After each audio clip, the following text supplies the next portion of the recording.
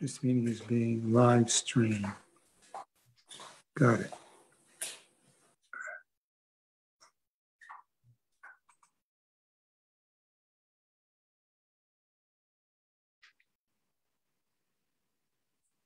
All right. Thank you to Melinda and the Godwins for letting us know. All right.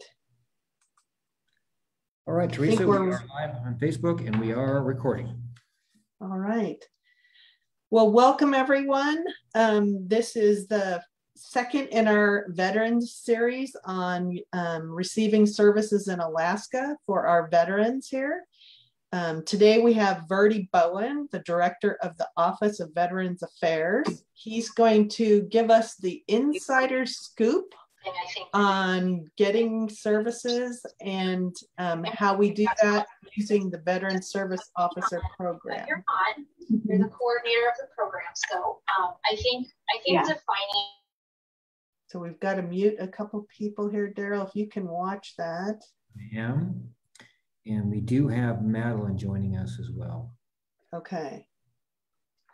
So I'm going to turn it over to Madeline, who is the AARP state president, and she is going to do an introduction for Verdi. Madeline, are you ready? I am ready, Teresa. All right, great. Go ahead, Madeline. Good morning, everyone. My name is Madeline Holdorf, and I am the AARP Alaska State President. I am also a member of the American Legion Post 1 Jack Henry Post on Fireweed Lane in Anchorage. I'm a member of the auxiliary there. And I'd like to welcome you to our second in a series of veterans webinars.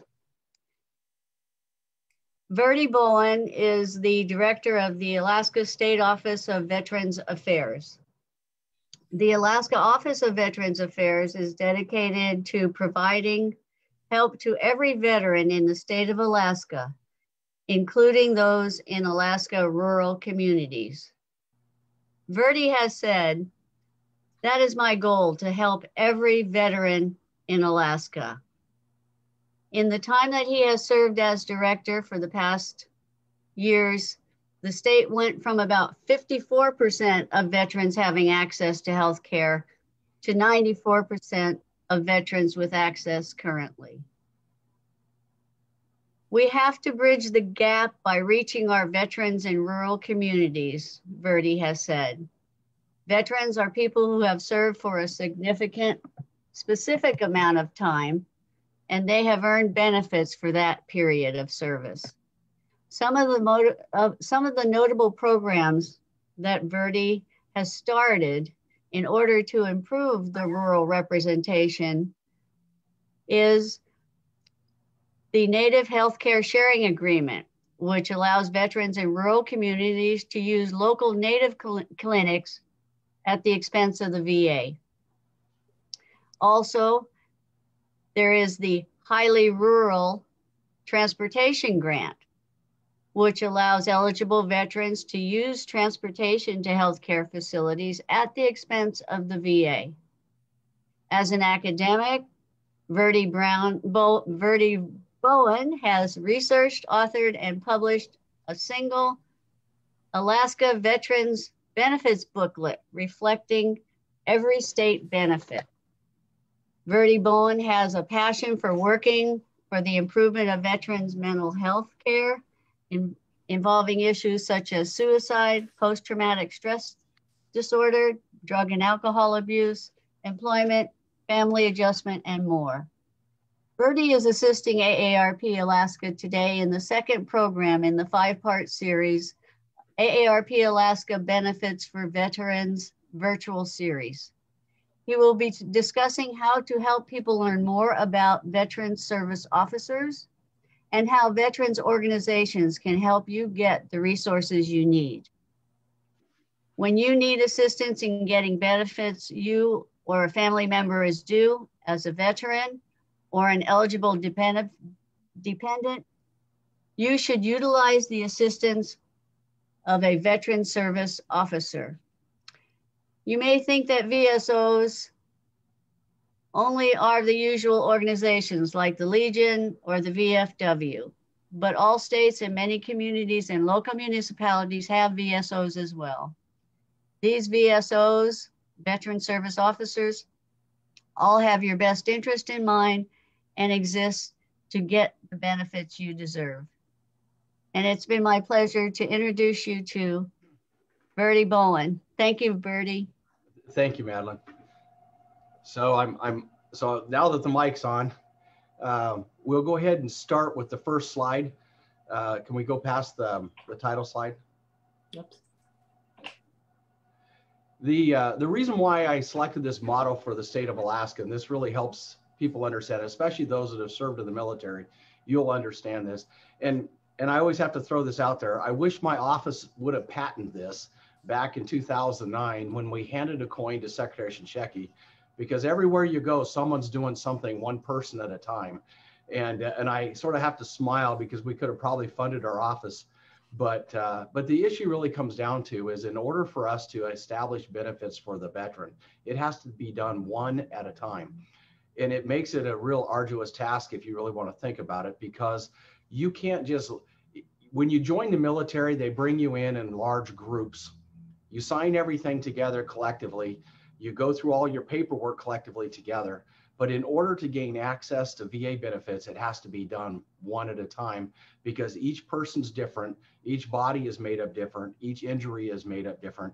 And so it makes it even more difficult for us to reach every single person. And it has to be done one at a time. Let's go to the next slide. The basic eligibility for VA benefits is established by law. It's established in the Combined Federal Regulation 38. And it really is a technical description if you go through there, and it tells you who is eligible. But the problem we run into is a lot in Alaska. We have a lot of National Guard and reservists that are in Alaska. And you have to remember that you have to do 24 months of active duty that is not training in order to gain full access of care within inside the VA system. Now, if you have state active duty, or you have you've been in a training status, those months don't count. They count for retirement, but they do not count for federal access to the VA's healthcare. Next slide, please. This gives you the demographics that we have, and this is actually the most current that I have. These are just a couple of months old. We have 69,384 veterans. We also have 152,000 dependents. If you really want to think about it, that's almost a third of the state population. The state of Alaska is about 200 or 720,000. So usually when you look across the state like this, that's why they always say we're #1 per capita. If you throw a rock at the fair, you're going to hit a veteran or hit the spouse of a veteran, is the best way to put it. Wartime service veterans, we have a lot in Alaska. As you can see, that's 59,000 veterans. There's 10,000 peacetime veterans. And then I break it down for female and male veterans, because we do have the largest number of female veterans throughout the nation. We run about 13 to 14% on average, where the rest of the states are 10. I put the age groups in here because this is really important to know, because as we're starting to age, we need to know who is over the age of 65, because there's different benefits that are required for them. For like you had the meeting last week about aid and attendance and the important benefits that the VA offers to those that are over the age of 65. Next slide, please. This is what really comes down to who is a veteran. The VA uses a two-step process to validate the claims for benefits.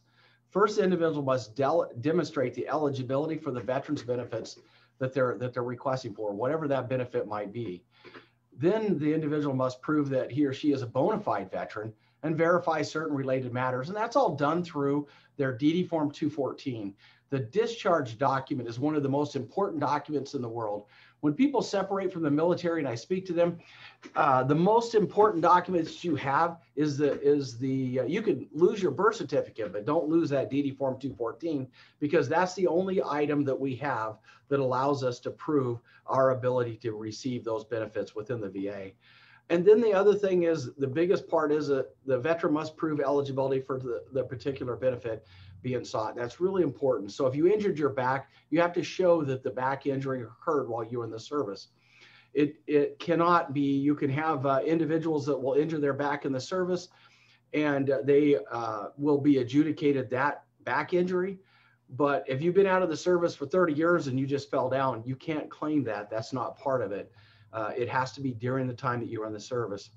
And the biggest thing that you have to understand about benefits within the VA, and this is how they really break it down, it's where you served. Location of service is really a big thing. Whether you were in Afghanistan, Iraq, Vietnam, Korea, there are certain different benefits for those areas. When you served, certain periods of benefits are established by when you served. So you have the Vietnam era, you have the Gulf War era, you have Korea and World War II. How long you served, many times you have to have certain amounts of benefits. There's certain, just like I told you about the 24 months, you have to serve for a specific amount of days in an area in order to receive the benefits for that area. The injuries incurred in service are really big. They need to be documented. And if they're not documented medically, you can use buddy statements that will say, yes, I saw him fall in the hole or her fall in the hole, so that we're able to establish those benefits through that. And the condition of discharge is really important to understand that general and honorable discharges provide you most of the benefits within the VA system, as long as under honorable condition. The places where honorable discharge is the most important is home loans and education. Education and home loans, you have to have an honorable discharge to reach those benefits. Next slide, please. Compensation for those who served. This is the thing that I really want to talk about here, because this is the steps that we have to go through. You know, if you come into my office, the first thing I'm going to ask you, if you sit in front of me, I'm going to ask you when you served. You're going to give me your dates of service. I'm going to ask you about your discharge. I'm going to ask you the branch of service you were in. There's a key to that, because the branch of the service will tell me what it is that might occur. And I'll give you an example. Infantry, people that served in the infantry, before they come into my office, because of that military specialty, I already know that we're going to have ankles, knees, back, hearing, and stomach. Those are the issues that are predominantly associated with those people that served in the infantry. If you have that specialty, whether you're Marine or you're Army, I guarantee you that we can probably get something within that range of areas, because your body's not meant to carry all that weight up and down those hills and do the things that you do without it having issues within that area. And so that is the part where we start gathering evidence at the beginning of that interview. Your service officers do those interviews exactly the same way we do. They go through the same process, because we've all gone through the exact same training. But the thing is, it's really important for us to obtain the evidence to support your claim, and that's how we start that process. Step 2 is we file a disability or pension claim using, you can do it through my staff, OVA staff, or the veteran service officer. Now, we do have veterans out there that file these claims on their own. This is really something you shouldn't do. Now, I can tell you that I've spent hours and hours in classrooms studying claims and how to file claims. I don't file my own claim, and I don't file documents within the VA on my own, because for myself, I will tell you that I might forget something. Most of your service officers, majority of your service officers, never forget anything. But if they file their own claim, they might forget something. So all of my service officers have someone filing their claims, and we file our own claim, or file claims for others, but we don't file our own. And the reason for this is, when you file your own claim, the VA did a study in 2011, and the study was on, they looked across 50,000 veterans that had received adjudicated claims, and they divided those veterans that had filed it on their own and those that used service officers. Those that filed the claims on their own, their average annual receipt for their disability claims was about $3,500 a year. Those that use veteran service officers, their annual income from the disability claims was $11,000. That's quite a big disparity by using someone that understands those areas that you need to file for. Just like I explained to you about the infantry, where I already know that there's 5 areas that I'm going to look at. Well, you might file just for hearing if you're infantry and forget about your ankles, knees, and back and your stomach. Then the third part of this, after you file your claim, is there's going to be a physical exam. No matter what you do in the world, no matter what you think, you can't miss that physical exam. The first thing that happens to you when you miss that physical exam, either my office or the VA or the veteran service officers will try and help you to overcome that. But the VA will automatically adjudicate you 0 or strike the claim from the record. And you don't want that to happen. So the physical exams have to be met. And once you get there, and if you feel uncomfortable going to the exam, call one of us. We'll talk to you. We'll talk you through it. It isn't that we're coaching you, but we'll tell you what not to say. Because sometimes, you know, while you're in your military service and you go through physicals, you will tell them that you can climb the mountain when you actually can't hardly walk across the room. And so we just want to prevent you from giving them false information. And at the end of that time, you will receive a VA decision. That's the last part. Step 4, you'll get this letter in the mail, and it'll say that you've been adjudicated something positive. So let's use something simple, hearing for an example. If they come in and they say, we acknowledge the fact that you had hearing loss while you were in the service, they will send you a letter and explain to you the benefits. They'll explain to you how you are eligible for hearing aids and all of those different things. And then they'll discuss, you know, what the percentage is, whether it's 0% or whether it's 10%, because that's 10% is the highest you can get for hearing. But the thing is that you have to remember 0% is a disability. I enjoy zeros because you can only go up from there. You can't lose a 0, but a 0 is an adjudicated disability associated with your military service. They're saying, yes, you were in the service. Yes, you had this, but according to our rating schedule, it does not meet the criteria for 10%. And so they will provide you a 0 for that. But that means that the VA will provide you care for that disability at no cost. There will be no copays for that care.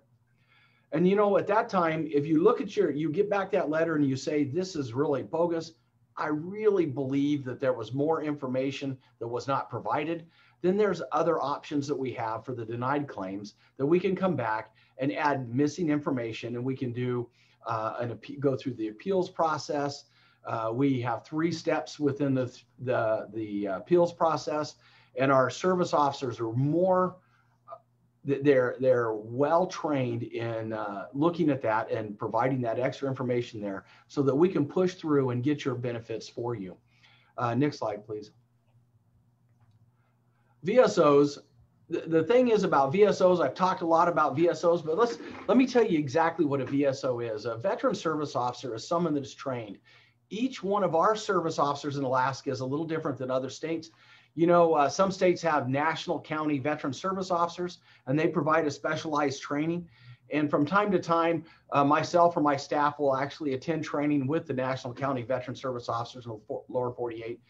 But here in Alaska, all of our service officers are associated with a congressionally chartered organization, whether it's the American Legion, Disabled American Vets, Vietnam Veterans of America, or Veterans of Foreign Wars. All of these service officers are trained by their respective organizations, and then they go through specialized training after that at the VA, and then I myself have to certify their accreditation, and then they're allowed to be, they're accredited veteran service officers. And what that means for you as a veteran is that you can come in and provide them a power of attorney that only provides them access to your medical records for the claims and the ability to file claims. And then they can represent you to the VA all the way through to the Court of Appeals that we go through at the end of the time if you file a grievance.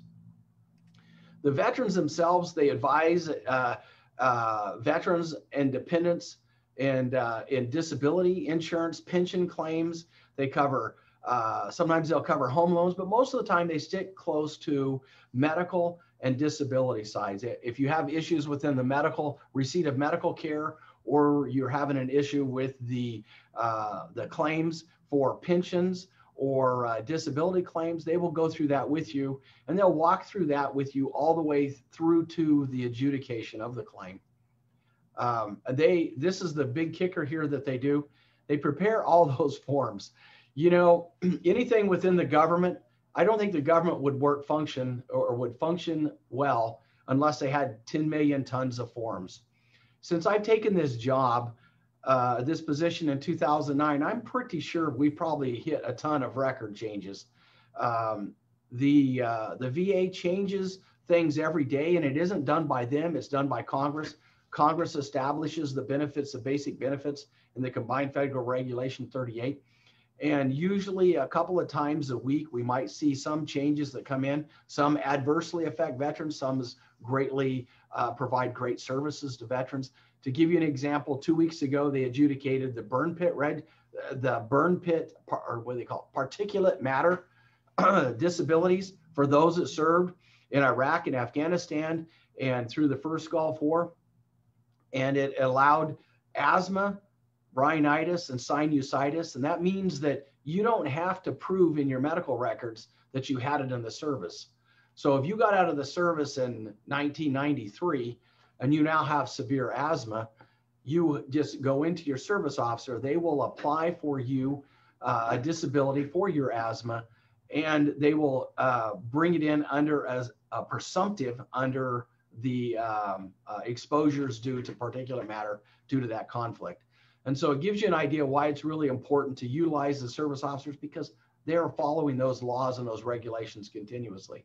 Those veterans that served in Vietnam were exposed to Agent Orange, and there are 17 items on that list that you don't have to reflect that you got it in the service. You just have to show that you were boots on the ground in Vietnam or part of the Blue Water Navy.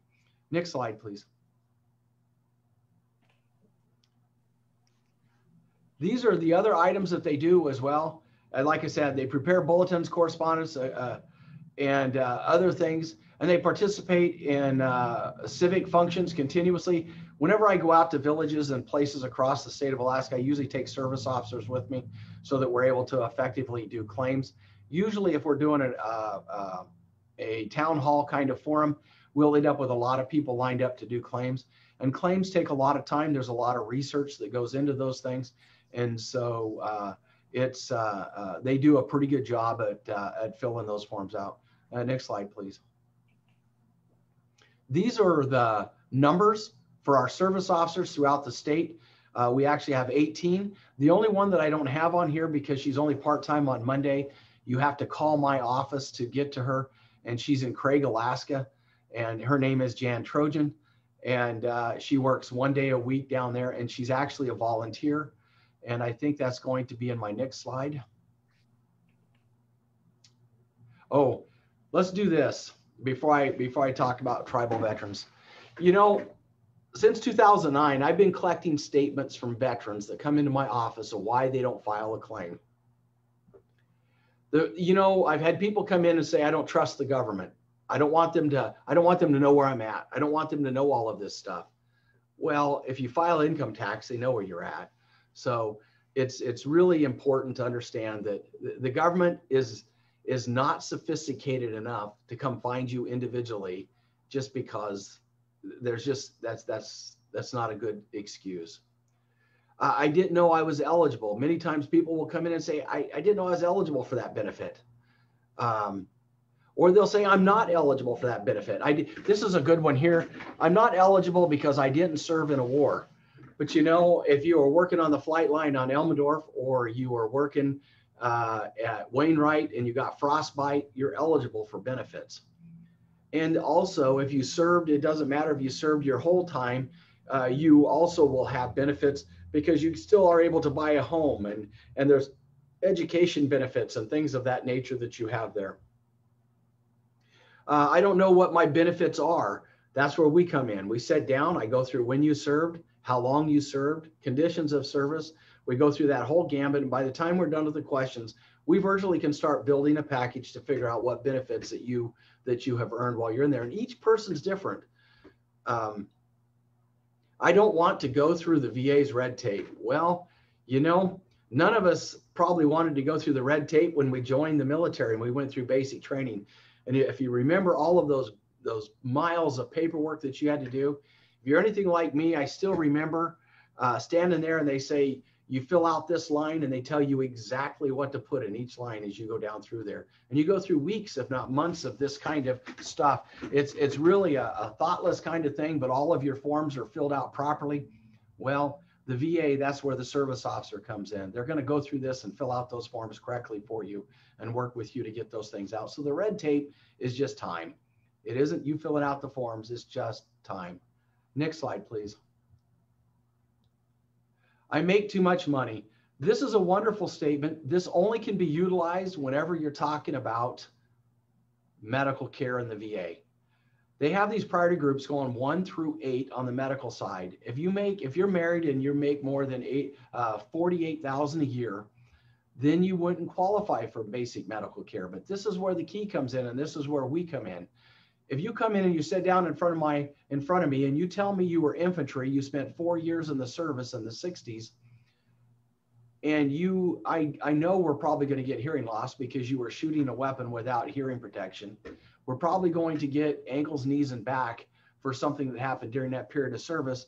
And if they adjudicate at least a 0 for you, your medical now is covered. And that's the key here, is that we need to sometimes take and look at all the different programs that are out there to see how best we can get you in. Here's one. I was denied after the war. Many people that after Vietnam, when they came back, they filed for items and they were denied, or they were treated not properly within the VA system. You know, it wasn't until about 2005 that the VA had changed the way they approached services to veterans. It wasn't that long ago. Under Secretary Shinseki, he made everybody advocates instead of taking them out of their adversarial role into an advocate form of role. So now when you go to the VA, those people are there to help you and assist you and help you.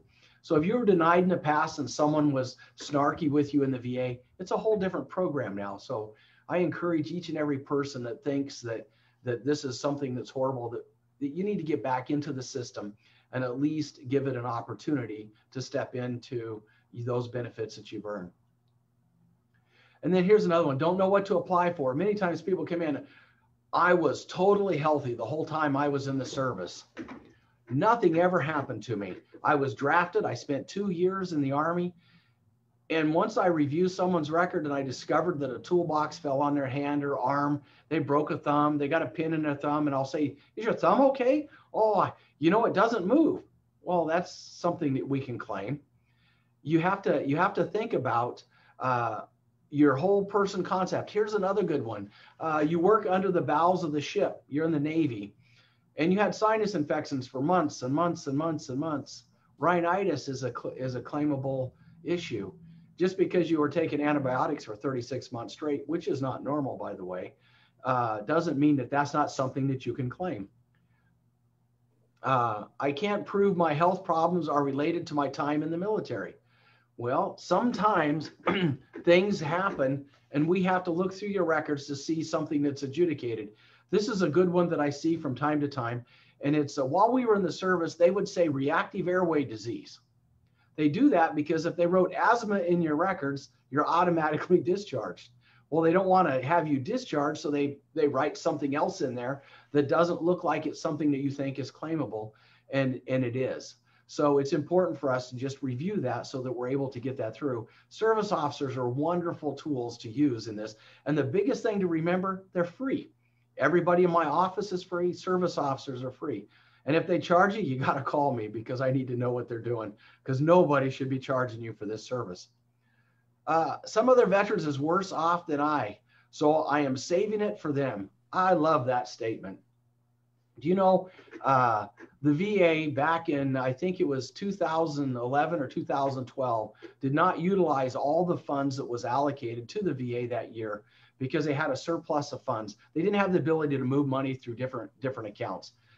Most of us that were in the military understand different colors of money as you move it from one account to the other. So what ended up happening is they took all the excess money and gave it to other programs across the United States. Each veteran, there's 20 million veterans in the United States. The VA has accorded funds to care for those veterans and to also provide benefits for those veterans in accordance to their service. To me, I want you to think of the VA as like a pizza buffet. If everybody's eating the pepperoni pizza, they're going to keep making that pizza. But if you don't make the pepperoni pizza, they're not going to make it. So the VA is the same way. If you don't utilize that system or you don't apply for that system, then it can go away. And you don't want those services to go away. You want to be able to make sure that you're part of that thing. And so by an individual not applying for those benefits, then you actually are hurting your brothers and sisters that serve, because the difference between a VA hospital and a VA clinic could have been just one person. Let's go to the next slide, please. We have additional resources in Alaska that's a little bit different because, you know, we have 161 communities off the road system. It is so hard to reach veterans out in those communities, especially when they're closed. If you have an opportunity to fly out to some place like Eek or Lacanuck or Monik, or you go down to Southeast Alaska to Craig, Klawock, Heidelberg, or you know, Thorn Bay, or any one of those places down in the South area, you know, a lot of times you can fly in there and you're still sort of an outsider. The people don't know who you are, and they just are sort of reserved. So what we did is we put together a program called the Tribal Veteran Representative Program. And these are people, they're volunteers. We have 480 volunteers across our state. Most of them are located within the Native healthcare clinics. And they will help you fill out basic VA forms. They'll help you get into the VA medical care. They'll help you get file a basic VA claim, help you get headstones, help you with home loans. And if they can't find a way to do it, they will come back to us and we'll help them. And then they'll also put you in touch with one of the local service officers that are there as well. But they're basically trained. And so we have them everywhere and they work really well. And I'll tell you, I think pretty highly of the program because my own wife is trained as a tribal veteran representative. So when we go out to the villages and I get overwhelmed with people and I can't fill out all the forms, my wife can sit beside me and fill out forms too as well. All the staff here are trained as case managers in the Office of Veterans Affairs. Those are other additional resources. Our job is virtually from cradle to grave. We cover everything from people entering the service. We've helped prepare waivers for some of our young people to get into the service. We've also taken care of them right after injuries have occurred in the service. And then at the end, we've done end-of-life counseling, and we've also do work as well as helping you get interred at the national cemeteries. Next slide, please. You know, records are probably the roughest time. I have files all over my desk today because I'm doing records research. The National Archives, please don't give up on them. Continuously hound them about getting your records if you can't. And if you have problems, come see us. We use congressional actions and things of that nature to get to those records if they can't get to those. The issue is a lot of times the National Archives do have the records. That COVID has caused a lot of slowdowns, but I just saw a record come back this morning that I was reviewing. I requested it 4 weeks ago. So they're doing a better job of getting some of those records. And sometimes we have to work at reconstructing those archives as well so that you can receive all of your benefits. But my staff will help you down that road, and there's a lot of work that goes along with that. But just have faith that your records will come. Veterans medical records, they're going to be located in 2 locations. They're either going to be at the National Archives or at the local VA. It depends on when you got out of the service and what branch of service you were in. The other part about veterans records that's in here, we have something in my office. I have something called the Defense Personnel Record System. We're able to access records for those veterans that left the service after 2000. Most of the records are in there. They're electronic, and we can download those records for you as well. And it's important that you have copies of those records and keep those in a safe place so that you can pull from them whenever you need to or whenever you need to file for a claim. Discharge upgrades. Many times we probably do about 1,000 discharge upgrade requests a year. We can only do discharge upgrades on those people that received a less than under honorable condition discharge if it was not due to a court-martial. That is something that our staff does, and we do quite a few of them. Most of our training came from from the attorneys that work for Swords and Plowshares in California.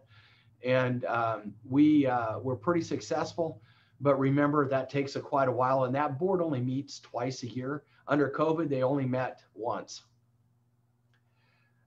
We also will help you get your awards and decorations. Also, this is something to think of for veterans that are out there. Say, for example, I'm going to pick an individual that was asleep in his tent in Vietnam, and he was a cook. A mortar went off beside his tent, and shrapnel flew in through the top of the tent, went in his shoulder. And 50 years later, we were able to have that individual awarded a Purple Heart. So we actually will help you retrieve some of these records. We'll also help you have those awards presented to you as well. We have done bronze stars and silver stars, and we have not done anything above a silver star, but there has been ways that we have sat down and done the research and presented those to the board so that people were able to retrieve those awards that they had earned while they were in the service. Next slide. This is my contact and my deputy, Forrest Powell, and Mariah Ebersol is my office manager. Every single one of us are here to help you. We'll do anything we possibly can to make things work. We'll work with our service officers. Sometimes if our service officer is overwhelmed with your case because there's so much, we will step in and we will help. So sometimes you get 2 and 3 people on the same case so that we're able to make sure that you have the best case that goes forward to the VA so that it can be adjudicated positive in your favor. The ultimate goal that we have is to have every single veteran in the state of Alaska enrolled in the VA healthcare system, number 1. Number 2, have every single veteran in Alaska receive those benefits that they've earned. You know, in 2009, and this will give you just sort of the litmus test, and this includes home loans as well. In 2009, the veterans in the state of Alaska received just over $250 million in benefits through the VA system. That's $250 million. That sounds like a lot of money. But in 2021, in the fiscal year 2021, the veterans received $3 billion. Big difference, huge difference. And the biggest thing that has changed is the number of service officers we have and our ability to reach out and help veterans file for these benefits. The only people that are not benefiting are those that don't file or ask the question. It's so important to ask those questions in a file, because if you can file for all of these benefits, your quality of life in your household are going to change significantly. And it's also going to help you have your quality of life is going to increase. And if you are ill, it sometimes helps us have the ability to file for things for your spouse as well, which is so important. And sometimes your children are involved in this, because if you're a Vietnam veteran, your child could have been born with spina bifida, and that is a disease that is associated with Agent Orange exposure. So even your family can indirectly be supported through the VA system to help them and have their quality of life increase to a level to where things are just much better. I think this is my last. The next slide is questions. Yep. Okay. So thank you so much, Bertie. That's a ton of information, but very clearly shared. So I appreciate that, because as we talked yesterday, it's very difficult to do any federal claims on your own, because there's so many spots to put the right words in and boxes to check and those kind of things. So we really appreciate that. So if anybody has questions, you can type them into the chat, or you can raise your hand and we'll unmute you and you can ask your question. The first question that I see out there from Joyce is about seeing this, because she wants to share this presentation with someone else. So the presentation is being recorded. It is on Facebook. So if you go to AARP Alaska Facebook page, that's the quickest access to this recording. But tomorrow or the next day, we will be sending out a follow-up email to everyone who registered with the PowerPoint and a link to the recording of this presentation. Let's see. Arlene is asking Bertie, what is involved in becoming a volunteer? Well, actually, all you have to do is just tell me, send me your email. And then if you want to be a tribal veteran representative, we just had a class. I'm hoping to have another class in person.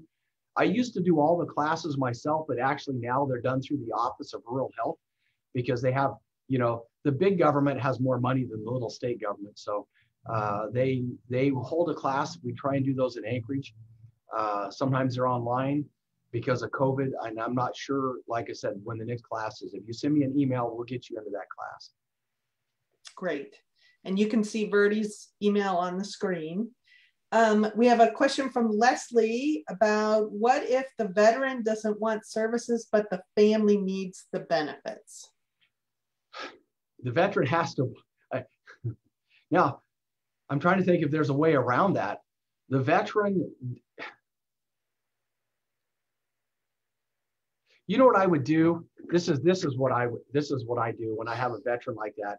I ask them if they like their family, because if they don't file for the benefit, then they're just hurting their family. It's important to apply, but there is people out there that are just so disgruntled because of something that happened when they left the military. Say, for example, they were part of a drawdown and they were actually forced to leave the military before, and they want nothing to do with the military. So they equate the VA and the benefits to that experience as they leave. And so they're a bit embittered. And if you really want that person, just have the family contact me. We will try and come up with a way that we can get them, but they have to apply. They have to sign. The family can't sign on their behalf unless they have dementia or Alzheimer's. All right. Well, there's lots of kudos in the chat, Verdi, for the information you've shared today.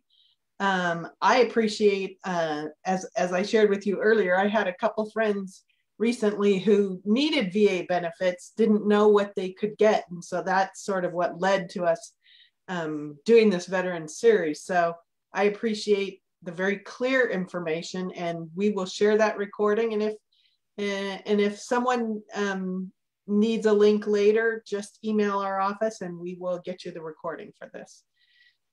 Yeah, and like I said, anybody that needs to contact me, I'm definitely available. You know, I will, like I was sharing with you earlier, I had someone call me. It was the wrong number, if you can believe that. And he started talking, he thought I was big VA.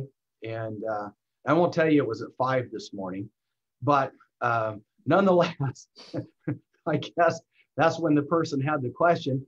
But the person was in Oregon. He thought I wasn't going to help him.